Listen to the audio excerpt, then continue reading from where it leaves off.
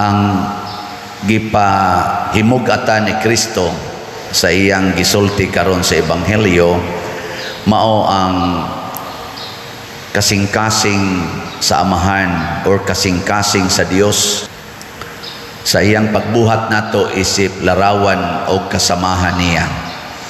Mao nay kasing-kasing nagpaila nga gimahal gid niya ang iyang kaugalingon.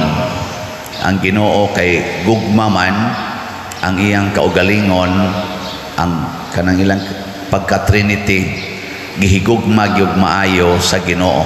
Nya asa mo pilit ang iyang hulagway, ang iyang larawan, ang iyang kasamahan, giapil sad na niya gihigugma. Nya mao na nga gipahimug-atan ni Kristo nga di gid ay mosugot ang Ginoo nga naay usa ka tawo nga maimpierno. Kamo mosugot mo nga naay usa ka tawo nga maimpierno? Kanang nagpatay sa imong bana pananglitan, giluba imong bana, girip o gipatay imong anak, unsa man? Unsa man? Mosugot ka maimpierno na siya o dili? Mosugot? Buangon mo. Mao na ang Amahan dili ingon ana, ang Dios dili ingon ana. Kanang mga tao nga nipatay sa iyang isig ka tawo sama adtong mga sundalo in taon nga naghatod og kaning sana ayuda or mga rescue goods ngadto sa gilinugan dito sa Abra, giambusan sad sa mga NPA na matay hinoon duhamting ito kasundao. Makaingon kita pastilan sa di mga tawhana may ratag maimpierno, pero ang Ginoo magtan-aw ato mga NPA nga niambos di gyud gustong maimpierno, pero ang pamilya ato mga sundalo ug ang iyang mga kauban makaingon may ratag maimpierno mo no mo nang gitudloan ta karon na kanang nawala pangitaon gyud.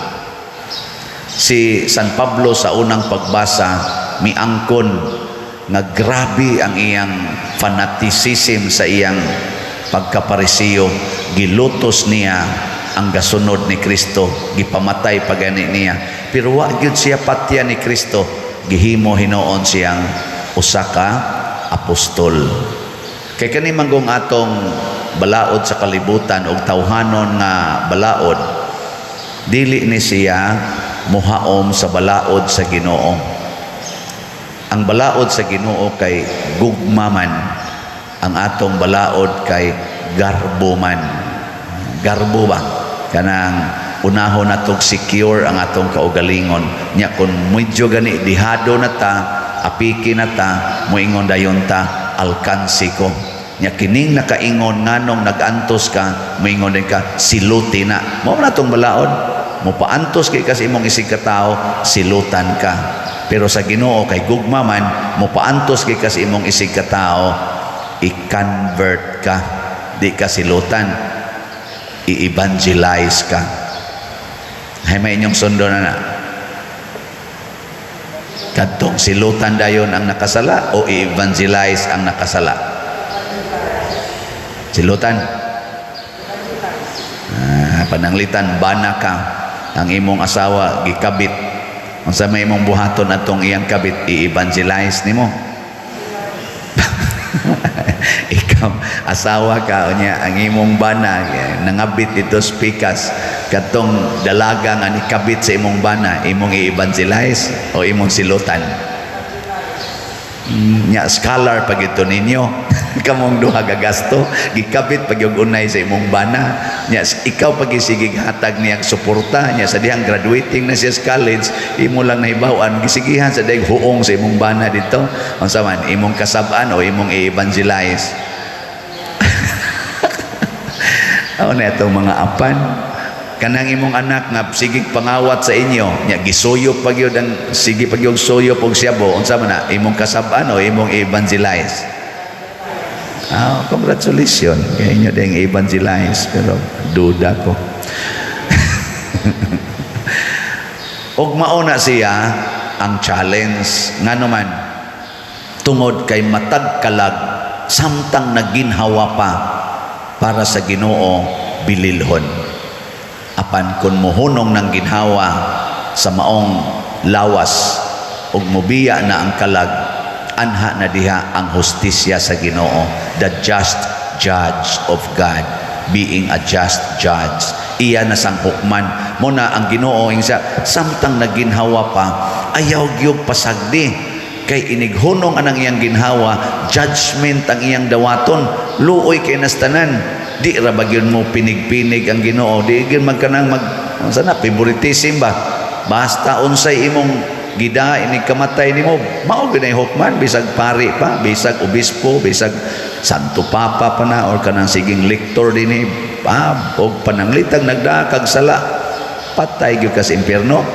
Mo na ayaw in taon isugba sa impierno ang larawan og kasamahan sa Dios. Kanang naa kay picture sa imong mama o imong papa, makaako kapag sunog ana. Kana bang imong gitreasure good na picture nila imong sunogon? O kana dili gay na nimo picture. Unsa na kag imo nag yung picture niya ganahan kay kas iyang naong nya moabot ta yung imong bana mo ingon sunogan na luura nang naong nga eh. Musugot ka dili. Dili no. Di ka musugot oy. Labaw ng Ginoo ang iyang naong ipasunog ngadto sa impierno, ang iyang kasamahan isunog sa impierno, sakitan sang Ginoo ana. Mao na ingos Kristo, malipay gyud ang langit basta naay usa ka makasasala nga mobalik ngadto sa sabakan sa Ginoo. Mao na atong mission. Unsa atong gamiton? Ang paghigugma. Mao na si Kristo mitipon siya ngadto sa mga makasasala, natong mga makasasala. Gisaway siya sa mga Pariseo, pero padayon siya kay matod pa niya mauning paagiha nga akong makonvert, akong mapabalik ang mga makasasala. Kita sad motipon sad ta. Una nga salamat ta dinhi sa atong simbahan nga daghan kay ta dinhi nga nagkatipon-tipon. Welcome nato tanan dinhi. Nya naa sa tay mga manggihatagon nga mga kaigsuonan, sige sang tabang nato. Wa tay gipili. Muna katong pagpista nato nang hatag ta adto og mga bugas, pagkaon, bisag nahutdan ta adto pag kagabi pero katawa lang yapon ana niya medyo soko ko ato gamay pero tawa lang yapon niya pag nakabawi man sa datong pagkuan pag sa tingan nato itong pag culmination nato sa All Saints Day kabawi man sa ta daghan sa kitag sobra bawi-bawi ra gining panahon nya na tay partial nga report dili pa ni final ato pa ning finalization pero mo ni ang partial nga report sa atong MMTL Mother Mary's Transforming Love nga para sa atong pista sa segunda patron. Ang as of yesterday ni nga tali ang total nato nga nadawat nga halin sa MMTL ni abot og 5,068 slots. Pakpa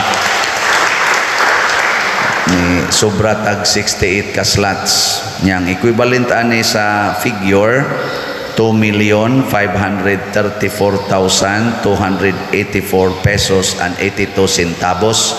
Nya ang total pod nato nga gasto pero subject for adjustment panigamay sa atong segunda patron na kasaulugan ning abot sad og 1,994,490 and 18 centavos. So naay mga sobra nga mga 540,000 atong pakpakan og usab. Kung ma-finalize na ni ato ning ibutang sa atong charitable fund aron nga doon natay mapundo didto. Kaning atong charitable fund para ni tanan wa ni gipili gani kasagaran ang mo pahimos ani ang kaning mga tao nga dili kayo mosimba kani bang mga tao nga moanhi lang para mangayo pero bisan pa man ana ato gihapong tabangan. Unang pasalamat pud ko nga sa ato sang YouTube channel sa ato dinhing kaning YouTube channel na asad tay madawat nga mga reward ba nga cash tungod sa daghan nga mo subscribe, mo view o mo like aning atong misa. Mo na padayon lang sad mo ana kay ipuno sad na nato ngadto sa atong charitable fund. Ana, so nindot kaayo magtinabangay ta. Ginagmay-gagmay para nistanan. Og mauni ang atong murag paagi ba nga maka-attract ta og mga makasasala or labi na ginangwa na kay kaila Ginoo maka-attract ta nga masod silang kasing-kasing ang gugma, hinay-hinay ba gugma nga mubati sila nga giatiman sila sa simbahan. Kadtong mga 2,500 ka families nga atong natagaan atong bugas nga 5 kilo rice o mga noodles o sardinas, di man tingalitanan ato mo appreciate, pero ubay-ubay gid ato makaingon salamat sa Ginoo. At least ba maka-feel sila nga naay Ginoo, kay kasagaran sa gihatagan ato di man gyud hinimbahon. Kaya akong gi-instruction kana yung labing ubos insa unyag dili katoliko padir tagai basta mudawat og di sad mudawat ayaw pugsa basig ilaog unya nas manok ana, pero mudawat sige tagai kay basta labing ubos o ginaot unta nga makabati sila ni ana. Ug kadtosang nanghatag kamusang nanghatag na malit na tog slots dinhi, siguro gyud ko nga mas nilig-on ang inyong pagtuo og kadasig sa pagsunod sa Ginoo. Og mauna ang nindot kaayong epekto. Two-way ba ang nanghatag mas madasig, ang gihatagan makonvert kung in kaso wala pa kaayoy pagtuo. Og mauni ang gustos Ginoo nato nga buhaton hangtod ta mga matay og siguro gyud makaadto tag langit. Matod pa diri sa atong tubag sa Salmo, pasadyaa ang mga kasing-kasing nga nangita sa Ginoo. Kita nga nangita sa Ginoo og silang wap akakita sa Ginoo, musadya gid nang kasing-kasing. Mao ni tinuod nga kalipay. Hinaut unta madasig ta pagbuhat niini.